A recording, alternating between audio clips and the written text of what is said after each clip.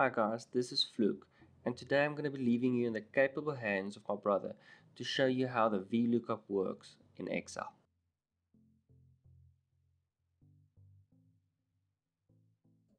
Hi guys, so today we're going to be doing the VLOOKUP, and if you hear me say a lot, it's because I'm meditating, and don't judge me. So let's start.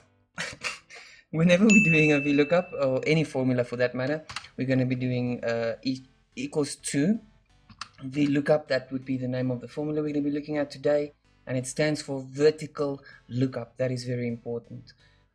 You also get the H lookup. We don't use that one too much, but you will see what it's about. So for the VLOOKUP, we're going to start by putting that open bracket, and whenever you do a formula, you can see that Excel kind of tells you what it's looking for. So here it says that it's looking for the lookup value. A lot of people that I see goes like this. They will highlight the entire J, which will work, but technically that is not right. So it's asking for a lookup value, and the easiest way to remember this is that it's looking for a value and not values. So it's looking for one cell or one piece of information. It doesn't have to be a cell, but in our example here it is a cell. So we're going to tell the system to take whatever we put into J1, which we haven't filled in yet for a reason. On purpose, I haven't filled it in yet. So we can see here that the next thing, to get to the next criteria, we have to press the comma. That kind of tells the system that we're going to the next criteria. We're done with this one. We're going over to the table of array. Now, table of array is just a fancy way of saying table of information. So now we need to highlight that table of information for the system, because it wants to know where should it look for J1. So it knows that it needs to look for anything that we're going to be putting into J1. But now it's asking us, where do we need to go and look for that information? And that would be our table of array. So to do that, we're just going to highlight the entire column D, E, F, and G for now. So this is our set of information. You can call this a database of all the stock that we might be holding in our store. There might be more things, but for the experiment or for the video, we only have these 4 columns. So we're going to say D to G, that would be our table of array. And we're done with that, but obviously Excel doesn't know that. So we have to tell Excel that we are now done with putting in that information, and the way we do that is by putting a comma in there. Comma. So now it's looking for a column index, and it is exactly what it says it is.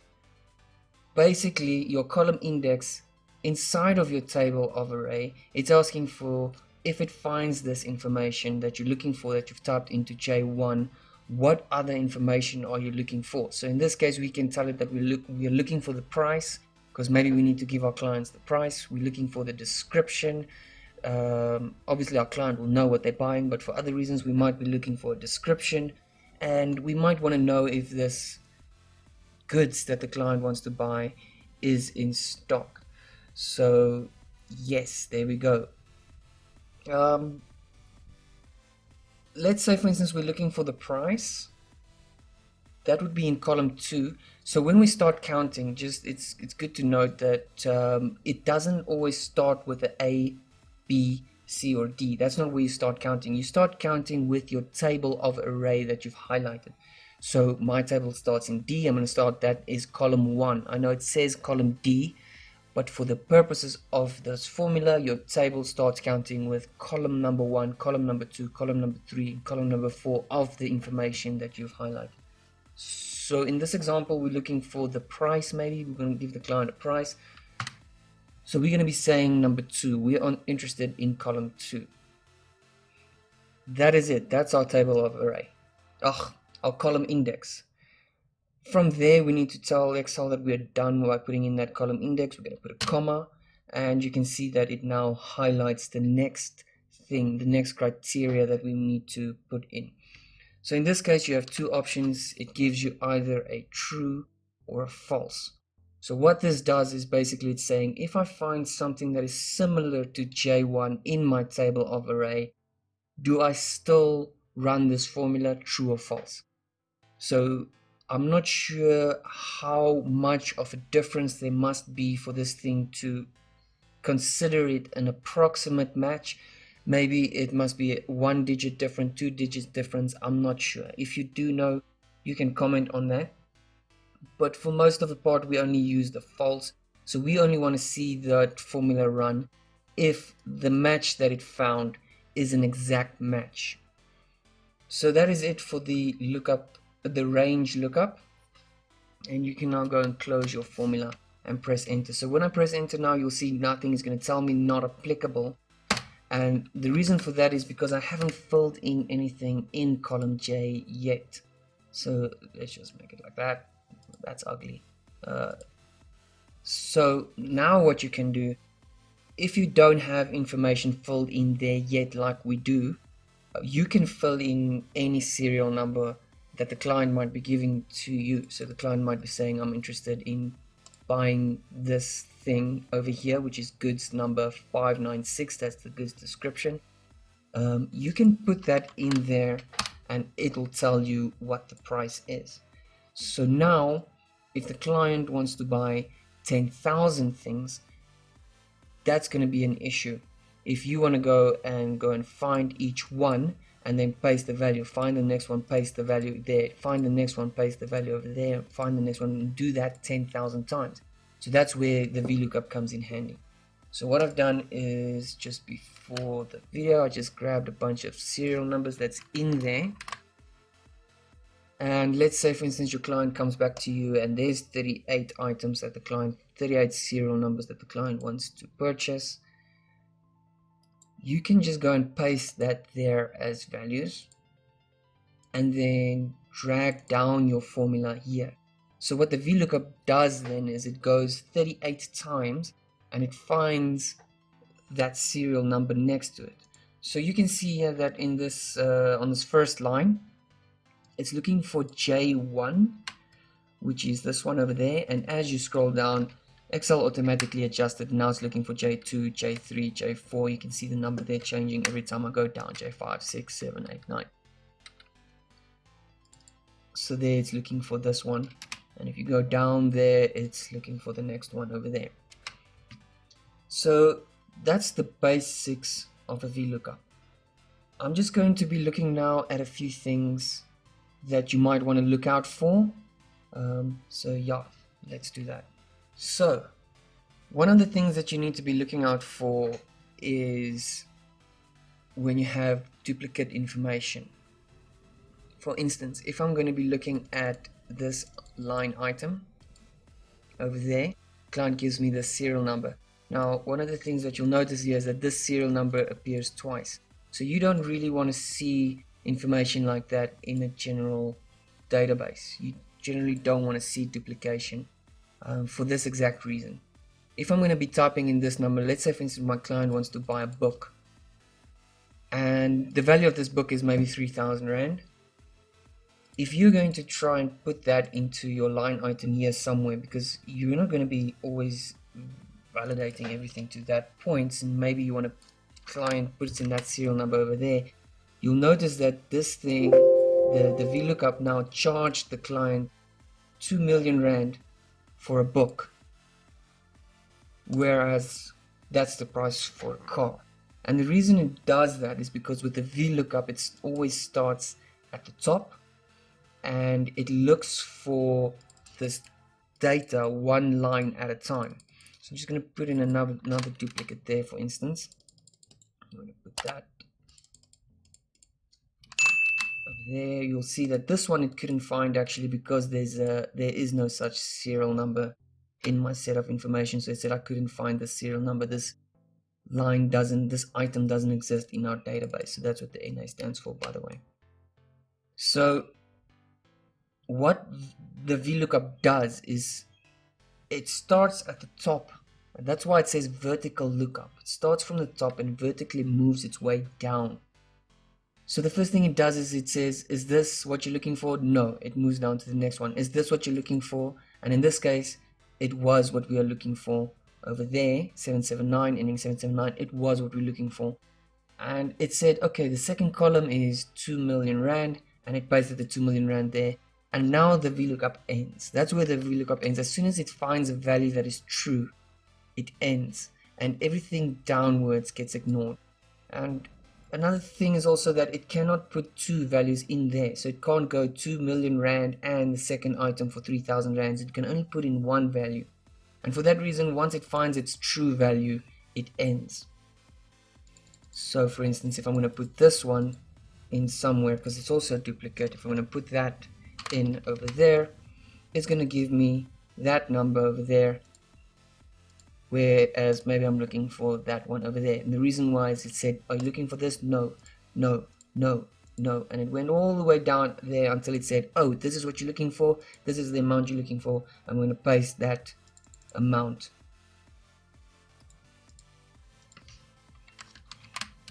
in there, and it just ignored everything downwards, so it ignored that piece over there. Okay guys, so you are not limited to one column here. If you want to put more information in, you can always go to Vlookup, and you say you want to find that value over there, comma, my table of array. But this time I'm not interested in the price. Maybe I want a description. I want to see what it is that the client is buying. And in this instance, I can see that the description is in column 3. So just something that you need to look out for. If I'm going to look for the description, I cannot highlight only the 2 columns, because my description cannot fall outside of my table of array, because the description is something that I look for. So whatever you're looking for must be inside the table of array. You might highlight more columns as much as you like, that's fine, as long as the information that you're looking for is inside your table of array. So I can't look for the description, but keep the description outside the table of array, because then you're going to be getting a reference error. It's going to say that your column index isn't inside your table of array. That's going to give you a reference error. So in this case, we want to see 3, comma, false. I've never used true actually. I just use false, and in this case we can do that, drag that down, and again you can see not applicable because this serial number is not in our table of array over here. It's just basically saying we couldn't find anything. But there you go, this serial number, goods 1311. I just want to run through it, how the system does these things in the background. For someone who is still lost, I just want to run through it manually. So let's look at this formula here. For instance, this thing says let's gonna go copy J2, we're gonna highlight column D to J, and then we're going to find what is ever in the second column, only if it's an exact match. So let's do that quickly. In the background, let's go copy. The next thing it said is highlight D to G, and then find the second column, D to G. Control F for find. Let's just paste that over there, and there it is, find. That's what the computer basically did in the background. It found that thing, and then it counted column 1, 2, which is 4034. 4034 there, and that's the same amount. Also, we can see that when we were looking for the description, column 1, 2, 3, goods 2610, 2610, that's a match. That's how it does. Okay guys, so a third thing that you just want to look out for is the way that you highlight your table of array. You'll notice that I highlight the entire D to J. I didn't go and highlight D1 up to G3304. I think it said J, but it's G3004. And there's a very good reason for that. Let me just do that and show you guys what happens. You're gonna get, so this one was already not matching, but now you're gonna get more things that don't match, like this one for instance. And the reason for this is because the same way we explained earlier, where Excel picks up that adjustment that you did, auto adjust, it does the same thing with your table of array. So here we can see that now it's looking at D1 to G 3304, and that information keeps on moving on as well. And that's the reason why we don't highlight those things, because now if you're going to double click on this, you'll see that your table of array is these ones are highlighted over there. But if we go down, you'll see that your table of array is also moving down.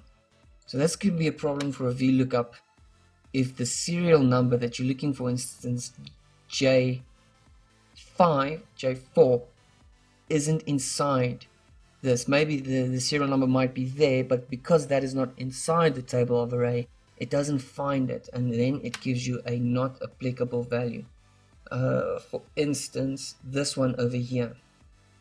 With this formula, we use the D to F, the entire D to F, which means that it was able to find this because the table of array didn't move up and down. It's always D to F.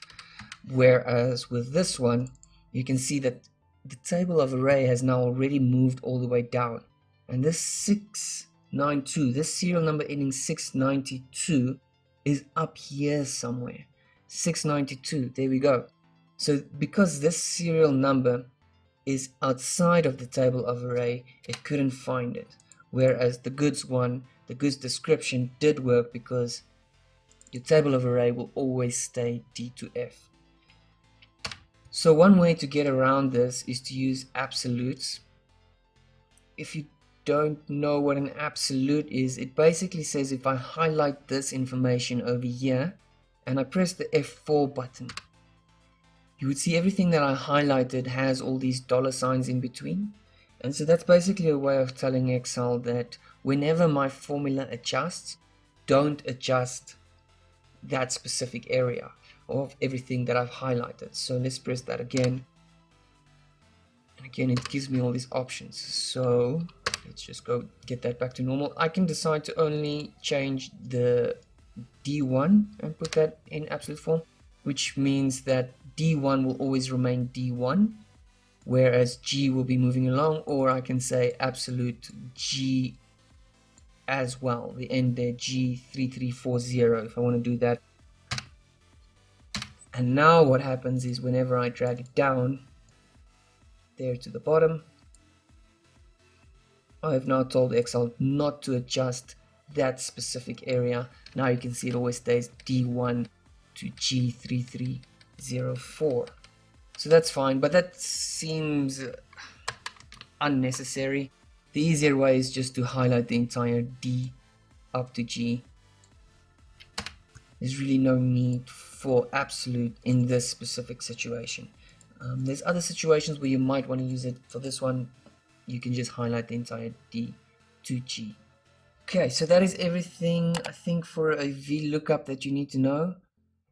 If you liked the video, hit the like button, subscribe, and yeah, watch out for the next video. I'm probably going to be doing something like an if statement, a very powerful formula used not only in Excel but all kinds of programming, Excel, all kinds of things. Very powerful formula used all over. So yeah, see you guys.